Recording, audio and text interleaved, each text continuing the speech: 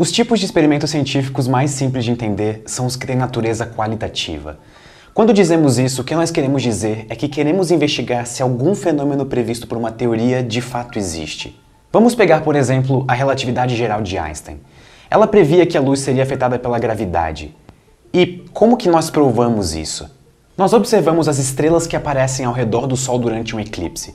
E comparando as posições dessas estrelas antes e depois do eclipse, nós chegamos à conclusão de que a relatividade geral de Einstein estava correta, porque ao redor do Sol apareciam estrelas que, na verdade, deveriam estar atrás dele.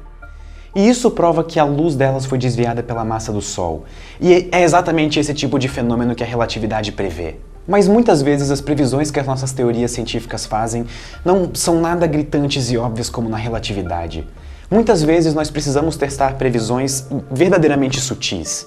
E não só isso, nós precisamos testar elas de forma extremamente precisa para determinar se as previsões da teoria e a teoria estão de fato corretas. E é aqui que entra a engenharia na história. Por exemplo, a mesma relatividade que previa que a luz era desviada por objetos massivos também previu a correção sob a órbita do planeta Mercúrio. Mercúrio deveria girar um pouco mais rápido do que o que nós conseguíamos calcular com a física de Newton. Só que essa diferença era extremamente baixa, algo em torno de 0,07 metros por segundo. E a pergunta que não quer calar é: como você mede algo com essa precisão em um planeta que está a 77 milhões de quilômetros da Terra? Essa previsão é muito, mas muito mais difícil de ser testada do que se a luz é afetada pela gravidade. Para isso não adianta nós termos só a teoria. Você também precisa de tecnologia. Só que fazer previsões numéricas precisas é um grande indicador de que temos uma boa teoria.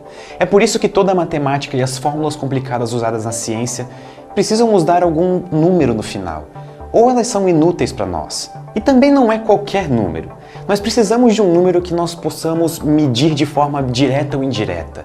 É por isso que muitas vezes nós fazemos um avanço significativo nas nossas teorias, mas precisamos esperar avanços tecnológicos ou de engenharia para construir detectores gigantescos para finalmente testar ela.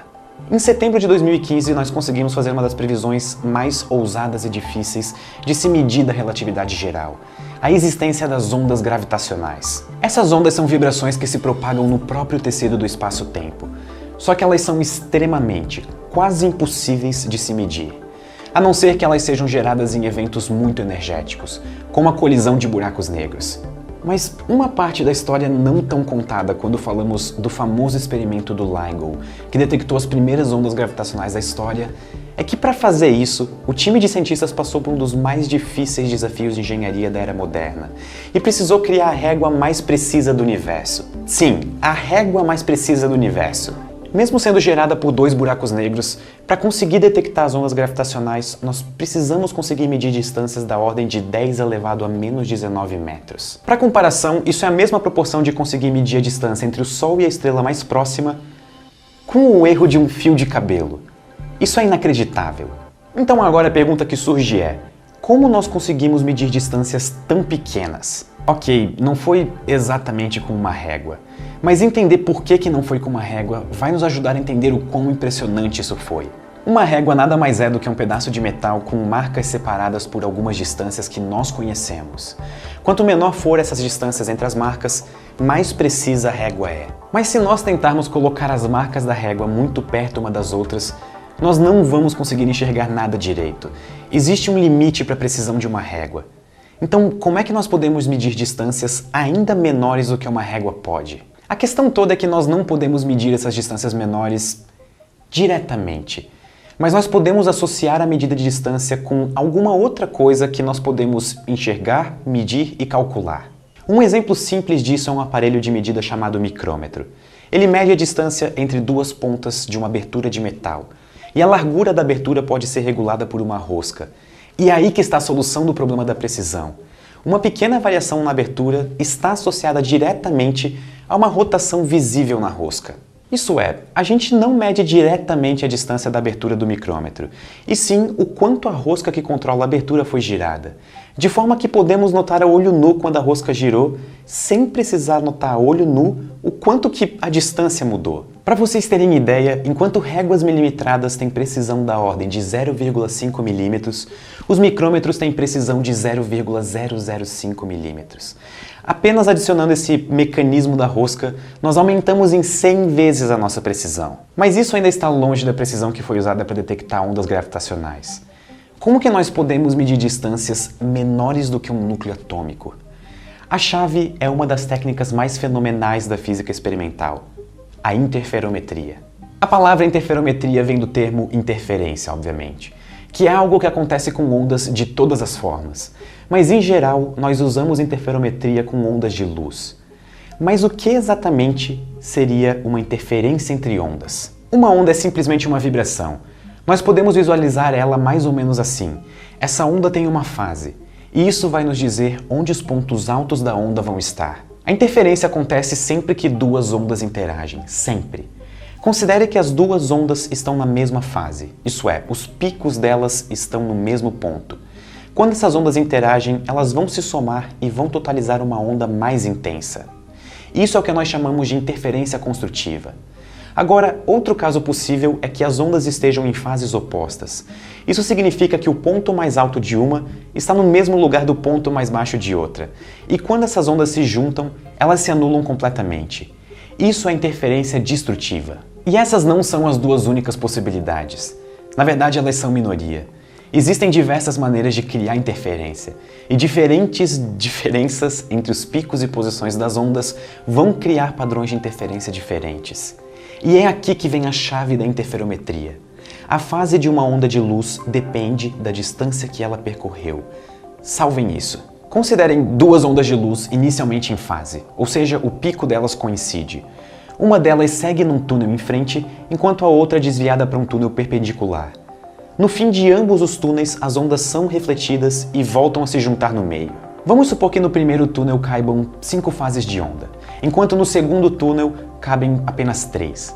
A primeira onda vai ter uma fase correspondente a ter percorrido o primeiro túnel, e a segunda onda vai ter outra fase relacionada ao comprimento do segundo túnel.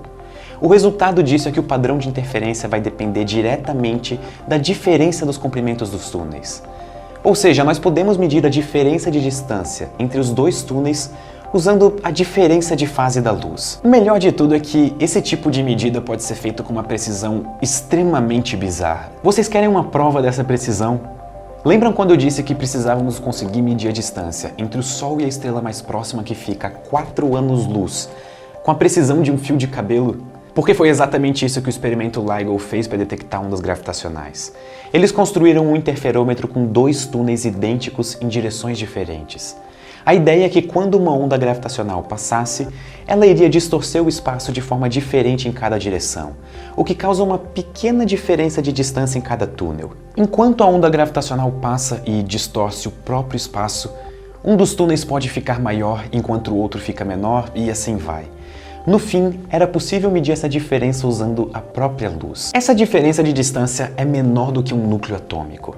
Essa capacidade de usar várias diferentes teorias para realizar um experimento complexo e explorar o nosso universo é uma das capacidades mais impressionantes da ciência. Para detectar as ondas gravitacionais, foi preciso entender bem mais do que apenas a relatividade geral de Einstein. Nós precisamos entender de tecnologia de ponta, nós precisamos resolver desafios de engenharia de ponta e também precisamos da técnica de interferometria vinda diretamente da teoria eletromagnética. Realizar esses experimentos científicos são desafios para a humanidade, e conseguir realizar eles com sucesso é uma prova do quão incrível é a capacidade humana quando aliamos engenharia e tecnologia para inovar e resolver problemas. Muito obrigado e até a próxima! Esse vídeo foi feito em parceria com o Centro Universitário Senac, que está com as inscrições para os cursos de engenharia abertas. Nos cursos de engenharia do Centro Universitário Senac, você não só aprende a teoria, mas também aprende a prática em laboratórios extremamente equipados e com tecnologia de ponta. Além disso, o seu estudo é baseado em projetos. Então, você coloca a mão na massa desde o começo do curso. Pensar em um curso de engenharia é pensar em um ensino moderno sempre acompanhando as tendências da ciência, da tecnologia e do próprio mercado. E os cursos de engenharia no Centro Universitário Senac fazem exatamente isso. Como nós vimos nesse vídeo, tanto o lado experimental, prático, quanto o lado teórico precisam um do outro para garantir o progresso da civilização. Se você está pensando em seguir uma carreira de engenharia, clique no link que está na descrição e dê uma olhada nos cursos.